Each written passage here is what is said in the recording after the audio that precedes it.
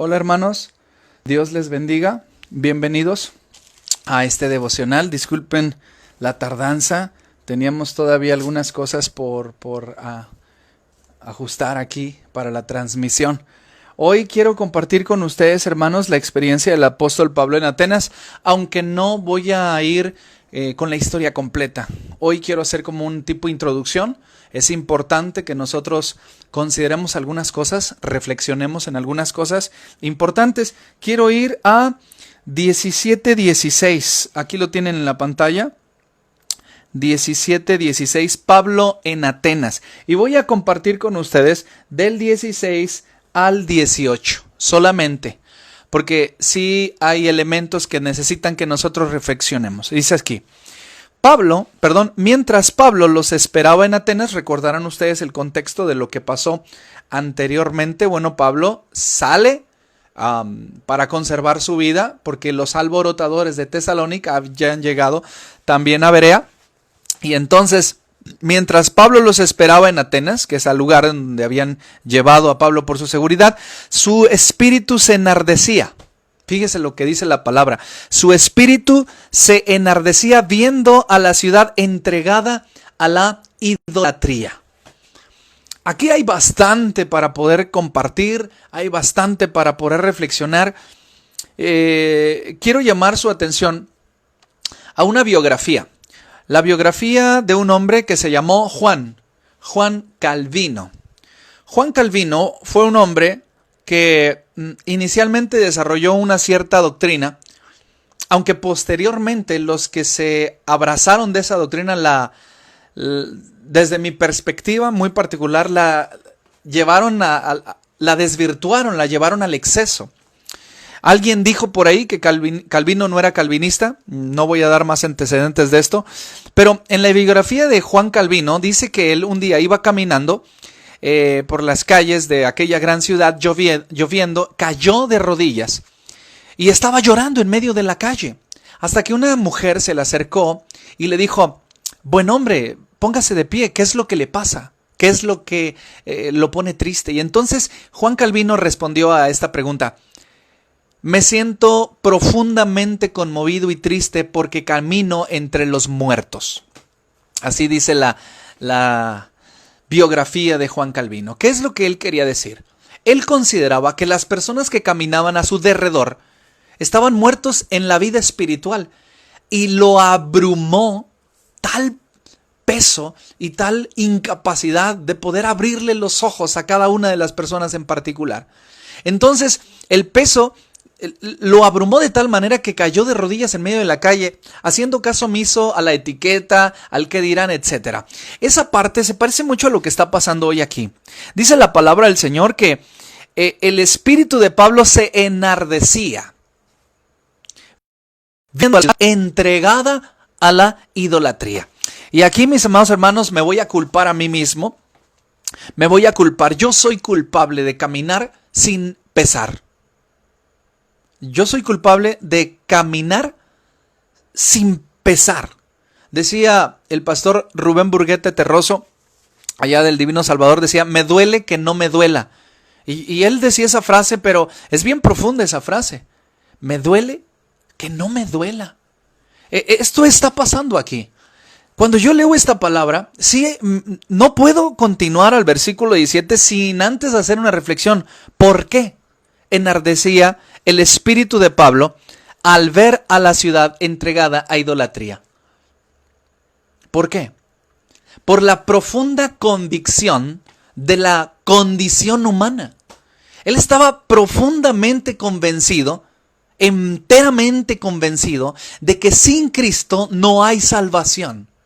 Y no tan solo lo pensaba, no tan solo lo había ya argumentado y era un paladín de la predicación de la palabra, sino que, llegando a Atenas, que es la capital filosófica del mundo romano, deben ustedes saber que antes todo ese territorio lo gobernaron los griegos. Y los griegos impusieron no tan solo carga económica como los tributos, sino además impusieron carga filosófica. Es decir, ellos abrieron escuelas, las escolas, de donde viene nuestra palabra escuela, abrieron escuelas de pensamiento, abrieron escuelas de filosofía.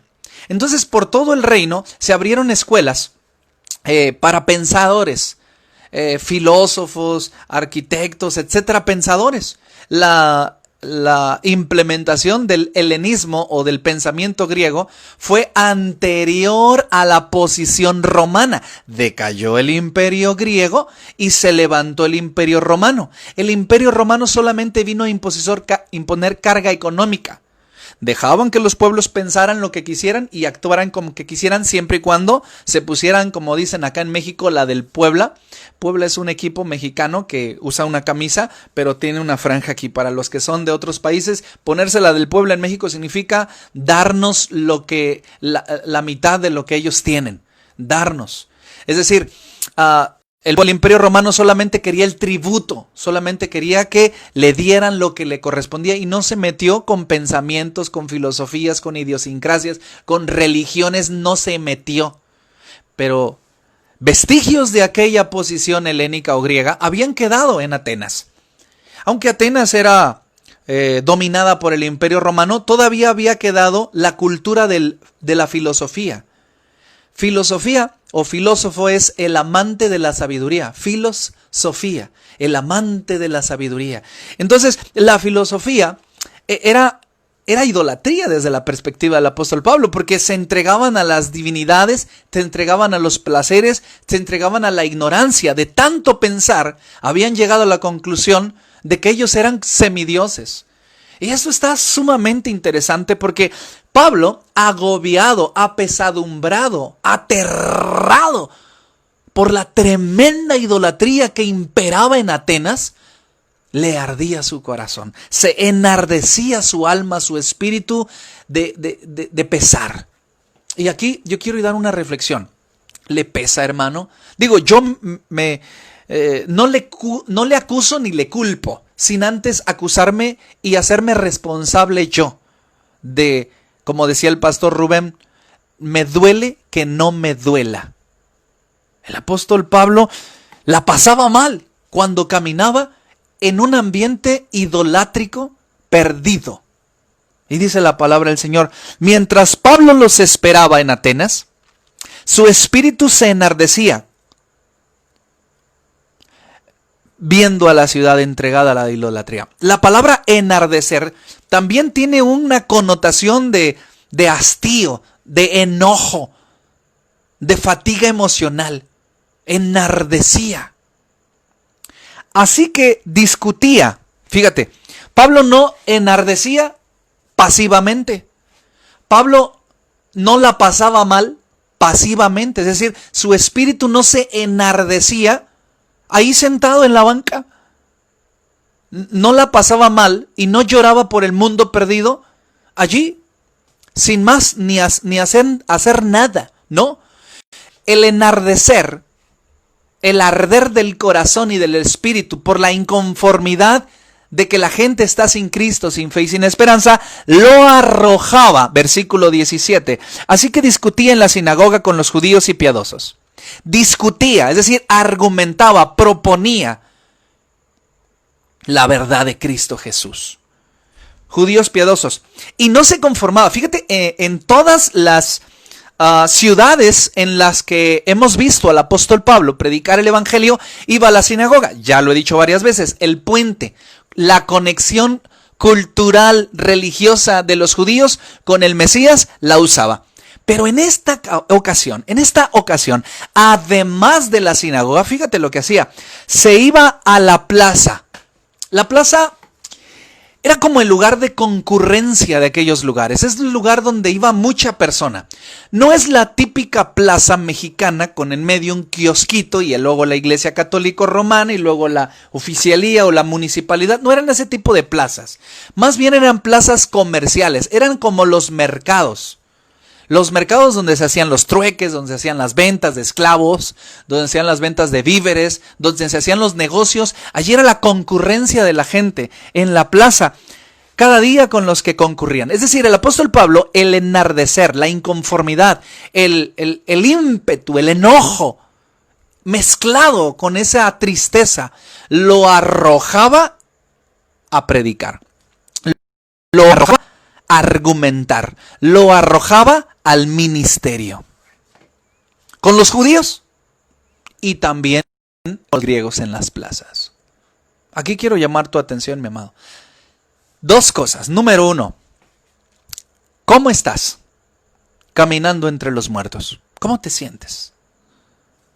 ¿Cómo te sientes caminando entre las personas que vagan sin Cristo, sin fe y sin esperanza? ¿Cuál es tu consuelo? 2. En caso de que la estés pasando mal, en caso de que tengas cierto desasosiego, en caso de que también enardezca tu espíritu, ¿qué haces al respecto? ¿Te dedicas a ti? ¿Atiendes tus negocios? ¿Qué es lo que haces? Al apóstol Pablo, ese enardecer lo arrojaba hacia el argumentar, el predicar, el ministerio. En la sinagoga usando el puente y sin puente. Iba a la plaza. En griego predicaba. Ahora dice la palabra. Y algunos filósofos de los epicúreos y de los estoicos disputaban con él. Ahora, ¿qué es epicúreos y qué es estoicos? Bueno, son dos corrientes filosóficas que parecieran contrapuntearse cada una entre sí. Las dos corrientes filosóficas tienen una característica muy particular. Los estoicos, por un lado, consideraban el placer como algo terreno. Estoico, incluso la palabra estoico, significa firme, significa ecuánime, significa estoico, con una templanza estoica. Significa inamovible, implacable, firme, como la piedra, estoico. Ellos decían que el placer era bueno, pero se obtenía a través de someter el cuerpo por la mente en el equilibrio. Esos eran los estoicos, duros, reacios, firmes. En contraparte, los epicúreos, ellos pensaban que el placer era obtenible y era deseable, tan deseable que se tenía que iniciar la búsqueda de la felicidad. De hecho, una de las filosofías o una de las ramas filosóficas de los epicúreos es aquella frase que dice: el placer es el sumo bien, que es el hedonismo.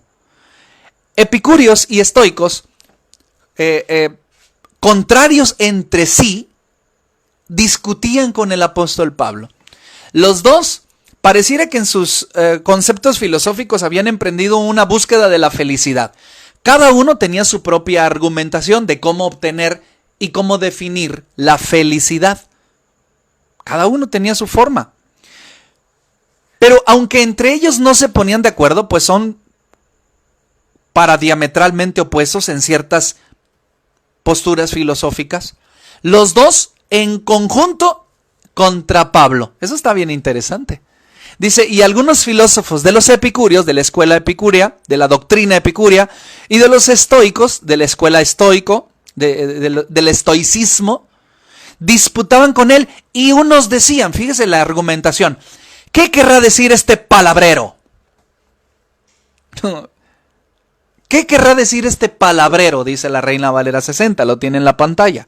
Y otros, parece que es predicador de nuevos dioses, porque les predicaba Pablo el evangelio de Jesús. Y el otro tema, el tema que no puedes divorciar de Cristo Jesús, el tema que no puedes separar, no lo puedes dividir. Si tú hablas de Cristo, hablas de la resurrección. Si tú hablas de Cristo, hablas de volver a la vida por medio del poder de Dios, de parte de Cristo Jesús. La resurrección era una locura, era impensable. Ya había encontrado el tema de la resurrección entre los judíos mucho alboroto. No entre los fariseos, sino entre los saduceos. Los saduceos negaban la resurrección y contra ellos fue a dar el mismo Cristo. Pero ahora, aquí en Atenas, el apóstol Pablo está enfrentando nuevos retos. Antes, el apóstol Pablo tenía que argumentar contra contra judíos usando el Antiguo Testamento. Pero ahora el apóstol Pablo tenía que argumentar contra filósofos y el Antiguo Testamento no era material. ¿Cuáles son las armas que el apóstol Pablo va a usar para argumentar con el Nuevo Testamento? Perdón, con el Antiguo Testamento a los filósofos. No, los filósofos no consideraban el Antiguo Testamento como autoridad. Y tú me preguntarás, ¿qué es lo que consideraban los filósofos como autoridad? La razón. La razón. El hacer coincidir los puntos, la congruencia. Lo incongruente y lo sin razón, filosóficamente hablando, no es sostenible. El apóstol Pablo ahora tenía un nuevo reto. Y yo te quiero decir una cosa. Oiga, hermano, ¿tenemos un nuevo reto aquí? Bueno, entre feminismo, machismo, entre corrientes filosóficas desenterradas de antaño, que vienen ahora a mover todo el panorama de pensamiento de nuestras ciudades, incluso aquí en México. Se genera una nueva filosofía, un nuevo pensamiento en Europa, y después de un año, antes estaba aquí, pero ahora inmediatamente. ¿Son nuevos retos? ¿O son retos ya añejos que haya enfrentado? Mi amado hermano, creo decirle en este devocional dos cosas. La primera, necesitamos que nuestro espíritu se enardezca por vivir entre la idolatría. Y mire que vivimos en el Bajío. No sé si usted sepa, pero el Bajío mexicano es uno de los lugares considerados más atrapados por la idolatría en el país. Yo no sé si usted sepa, pero la densidad de población cristiana en el Bajío es la más baja a nivel nacional, hablando de México. En el Bajío, en los estados del norte centro del país, en el Bajío, se encuentran gobiernos, poderes más contrarios al cristianismo que a favor. El cristianismo evangélico. Aquí es donde vivimos, aquí es donde nos tocó vivir. Aquí es donde el Señor quiere que le sirvamos. Y nosotros sí caminamos entre personas que no irán al cielo. Nosotros sí caminamos entre personas que pretenden seguir a Dios a su forma, pero realmente se alejan de Él. Nosotros sí, aquí en Guanajuato, vivimos entre personas que consideran a su familia y a sí mismos como seguidores de Dios, pero la verdad están lejos de Dios por desconocer el poder de Jesucristo en el Espíritu Santo. Y yo le quiero preguntar, ¿le duele? ¿Le pesa? ¿Le acongoja? Si su respuesta es no, de algo. Porque entonces se está conformando con que miles y miles de personas vayan al infierno sin que usted y yo, y me incluyo en el grupo, no movamos un solo dedo. Si a usted le duele, si a usted le pesa, si a usted le acongoja que su vecina, que su primo, que su amigo, que el tendero, que si la persona que le reparte el bien para su negocio no es creyente y se va a ir al infierno porque no haber conocido a Cristo Jesús, y no quiero sonar medieval en este sentido, irse al infierno significa no estar con Dios. Hago un paréntesis. El cielo, lo hermoso del cielo, no es las calles de oro y el mar de cristal. Lo hermoso del cielo es que Dios está allí habitando perpetuamente. Cierro el paréntesis. Abro otro paréntesis. Lo terrible del infierno no es la llama, no es el fuego descrito en el Nuevo Testamento, no, sino la no presencia de Dios, la ausencia de Dios en el infierno. Eso es lo terrible, lo caótico, lo aberrante, lo alarmante. Cierro el paréntesis. Cuando una persona vive sin Cristo, sin fe y sin esperanza, no tiene sentido, porque después de la vida, la muerte es eterna. Pero cuando una persona está en Cristo Jesús, muere y viene a Cristo Jesús en su presencia. La presencia que vivimos aquí, la viviremos eternamente en el cielo. Dicho esto, déjeme preguntarle una cosa. Si a usted sí le pesa que las personas que caminan con usted no tengan una relación con Dios, ¿qué hace al respecto? Espero que le esté arrojando a ministerio, que le esté arrojando a las rodillas, que le esté arrojando a comprometerse con su iglesia, que le esté arrojando a hacer algo porque la condición cambie y establecer el reino de Dios sobre la tierra. Deme un ejemplo, pastor. El apóstol Pablo discutía en la sinagoga y argumentaba con los filósofos. Sin importar la corriente filosófica, Pablo argumentaba. Y ya mañana veremos qué clase de argumento. Y una tercera enseñanza. Mire, dice la palabra, parece que es un predicador de dioses nuevos. ¿Qué querrá decir este palabrero? No importa si te desacreditan, importa si tienes el valor de presentar el mensaje de salvación. ¿Qué querrá decir este palabrero? Lo desacreditaban. Y acreditándolo un poco, los demás decían, parece que es predicador de nuevos dioses. ¿Nuevos dioses? Usted dirá, pastor, ¿por qué dijeron nuevos dioses? Porque tenían demasiados.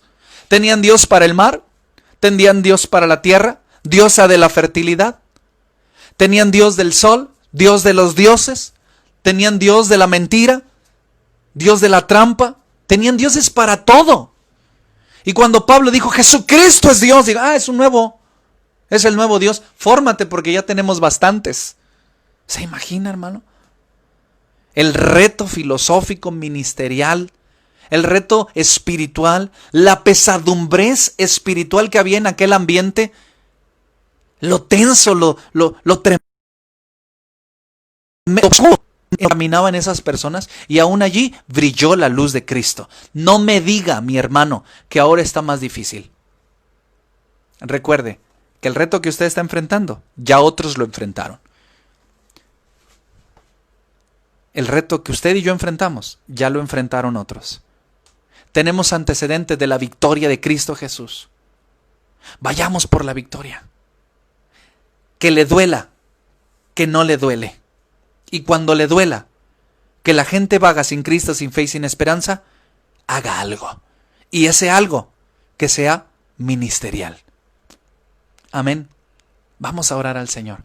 Padre, en el nombre de Jesús, bendito sea, Señor. Gracias por tu palabra, gracias por tu amor, gracias por tu misericordia en nuestras vidas. Te suplico en el nombre de Jesús que siembres en nuestros corazones genuino pesar por las almas perdidas.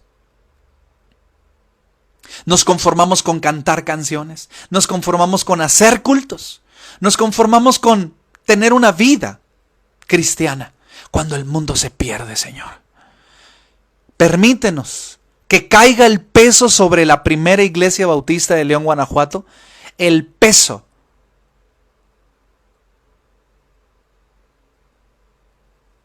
insoportable de que el mundo se pierde y nosotros tenemos el mensaje de salvación.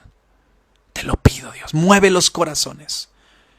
Mueve los corazones en el poderoso nombre de Jesús, te lo pido. Y que tu palabra y que tu amor, sembrado en nuestro corazón, de fruto eterno para vida eterna. Mueve los corazones de los jóvenes, de las señoritas, de los hombres, de los ancianos, Señor. Que nuestra palabra, que nuestra decisión, que nuestro servicio, que nuestra ofrenda se dirija para salvar a personas que vagan sin ti. En el nombre de Jesús. Amén. Amén, hermanos. Que el Señor le bendiga. Adiós.